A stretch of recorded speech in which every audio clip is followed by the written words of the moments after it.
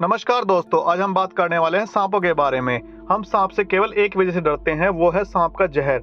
अगर सांप में जहर ना हो तो सांप हमारे लिए कुछ भी नहीं है। ये जहर ही इतना खतरनाक बनाता है कि दुनिया में कुछ सांप तो इतने जहरीले होते हैं कि अगर वो आपको चूम ले तो आपको सांस लेने तक का समय नहीं मिलेगा। मगर सवाल तो ये उठता है कि आखिर ये जहर हमारे शरीर में जाकर करता क्या है, जो हम इस दुनिया को टाटा बाय बोल के चलते बनते हैं। अगर आप लोग नहीं जानते तो हम आपको समझाने की कोशिश करेंगे इस वीडियो के द्वारा, ताकि हम समझ सके कि सांप का जहर इंसान के खून में मिलता है तो क्या होता है। वैसे तो जहर सांप के सलाइवा से बना है। इसका मेन काम होता है शिकार को मारना और उसको पचाना। दुनिया के सारे सांपों का जहर उनकी प्रजातियों के हिसाब से अलग अलग होता है। सांप का जहर कितना खतरनाक है ये इस बात पर डिपेंड करता है कि सांप का खाना पीना कैसा है और वह किस प्रकार के शिकार को अपना शिकार बनाता है। लेकिन उससे पहले हमें यह समझने की जरूरत है कि सांप का जहर इंसान के खून पर क्या असर करता है। लेकिन इससे पहले हम यह जान लेते हैं कि आखिर सांप जहर उगलता कैसे है। बरसों पहले सांप अपने जबड़ों के पिछले हिस्सों के दांतों से जहर उगलते थे। सांप के शरीर में जहाँ जहर स्टोर होता है, ये थैलीनुमा अंग सांप के आंखों के जस्ट पीछे होता है। ऐसे में जहर को दांतों के जरिए बाहर निकालना पीछे के दांतों से ज्यादा सुटेबल था, क्योंकि वे इस थैली के पास थे। लेकिन इस तरह के सांप अपने शिकार को बिना निगले उसमें जहर इंजेक्ट नहीं कर पाते थे। फिर धीरे धीरे एवोल्यूशन हुआ और सांप अपने फ्रंट के दांतों से जहर उगलने लगे। इस प्रकार ये सांप अपने आगे के दांतों से शिकार को काटकर उसका काम तमाम कर सकते थे। इस एवोल्यूशन के साथ सांपों के दांतों में भी थोड़ा सा बदलाव आया। पहले ये जहर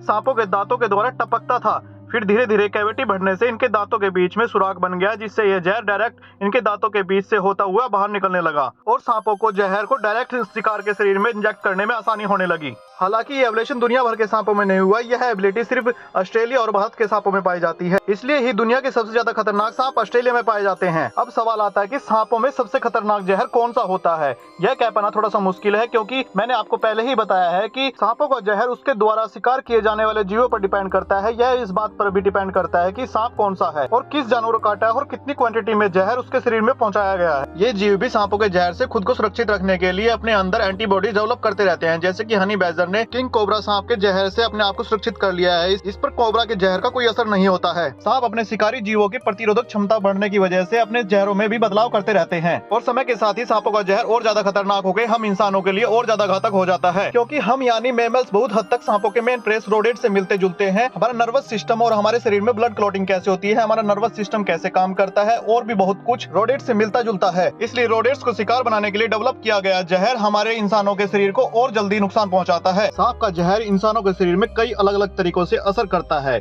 ये जहर कई तरीके के होते हैं: न्यूरोटॉक्सिटी, हीमोटॉक्सिटी, साइटोटॉक्सिटी, इम्यूटॉक्सिटी, काइग्लोटॉक्सिटी और कार्डिक टॉक्सिटी। न्यूरोटॉक्सिक वेनम इंसान के नर्वस सिस्टम और ब्रेन को पूरी तरह डैमेज कर देता है। यह जहर सीधे हमारे न्यूरोट्रांसमीटर पर हमला करता है। ये वो केमिकल है जो न्यूरॉन्स के थ्रू हमारे माइंड को सिग्नल पहुंचाने का काम करता है। ब्रेन डैमेज होते ही इंसान की मौत हो जाती है। हीमोटॉक्सिक वेमन हमारे शरीर में ब्लड क्लॉटिंग को रोक देता है, जिससे खून का पतला होने लगता है और इंटरनल ब्लीडिंग शुरू हो जाती है। ब्लड क्लॉटिंग रुक जाने से शरीर के घाव भी नहीं भरते।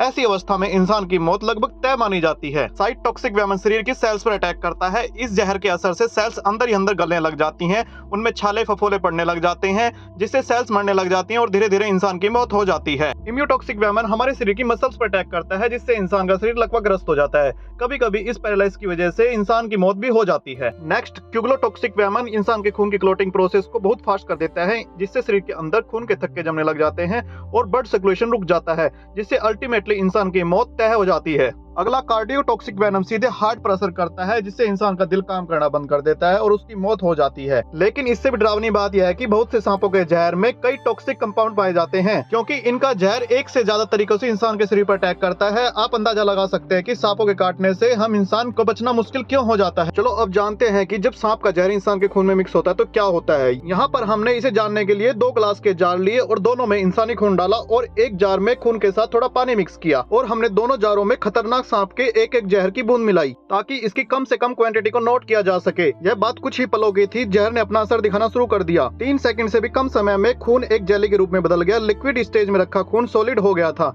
वहीं दूसरे जार में रखा खून अभी भी लिक्विड स्टेज में ही था। यह सचमुच बहुत डरावना था। हालांकि असर कुछ ही मिलीमीटर खून पर हुआ था। इंसानी शरीर में तो कई लीटर खून होता है।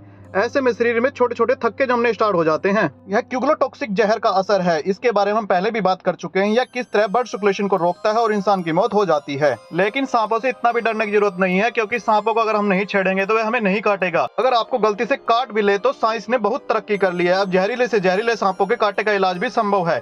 मेडिकल टर्म में इन दवाइयों को एंटीवेनम कहा जाता है। कमाल की बात यह है कि दवाई इन जहरीले सांपों के जहर से ही बनाई जाती है। हाँ, मगर सांपों से इनका जहर उगलवाना कोई आसान काम नहीं है। यह बहुत जोखिम भरा काम है, इसलिए हमेशा एक्सपर्ट द्वारा ही यह काम किया जाता है। इसके लिए दुनिया भर के अलग अलग हिस्सों से जहरीले सांपों को किसी एक लैब में इकट्ठा किया जाता है, जहाँ पर इनको अलग अलग रखा जाता है और इनके पालन पोषण और खान पान का पूरा ख्याल रखा जाता है, ताकि सांप लंबे समय तक स्वस्थ रहे और ज्यादा से ज्यादा जहर को इकट्ठा किया जा सके। सांप से जहर निकालने के लिए पहले इसके मुंह को गिलास के एक बीकर पर दबाया जाता है, जिससे सांप के जबड़े के अगले हिस्से पर प्रेशर पड़ता है और वह अपने अगले दांतों से जहर उगलने लगता है। बीच बीच में सांप की थैलीनुमा अंग को भी दबाया जाता है, ताकि सांप का जहर थैली से प्रेशर पड़े और ज्यादा से ज्यादा जहर को एक्सट्रैक्ट किया जा सके। बाद में सांप को बड़ी सावधानी के साथ वापस उसी रैक में रख दिया जाता है। अब एंटीवेनम बनाने के लिए जहर बिल्कुल तैयार है। एंटीवेनम बनाना कोई हलवा नहीं है। इस वेनम में कौन से टॉक्सिन के कितने कंपाउंड है, यह जानना बहुत टेढ़ी खीर है। जैसे कि हम इस बारे में पहले भी बात कर चुके हैं कि ज्यादातर सांपों के जहर में अलग अलग टॉक्सिन्स के बहुत सारे कंपाउंड होते हैं, इसलिए ही इनके एंटीवेनम को बनाना उतना ही मुश्किल काम है।